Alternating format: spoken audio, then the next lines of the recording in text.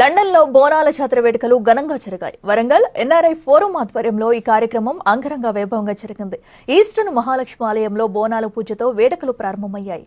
బోనాల పూజ అనంతరం new home town లో వేడుకలు నిర్వహించారు. పోతరాజుల విన్యాసాలు, ఆటపాటలు, పిల్లల నృత్య ప్రదర్శనలతో ప్రోగ్రాం ఆద్యంతం సందడిగా సాగింది.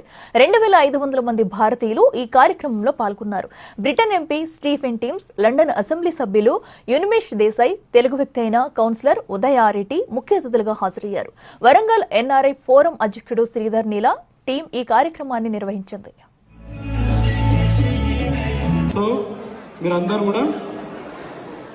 అందరూ కూడా మా శ్రీధర్ గారు ఏం చెప్తున్నారంటే అక్కడికి వెళ్ళి ఫ్యామిలీతో సహా దండం పెట్టుకొని ఫోటో దిగండి.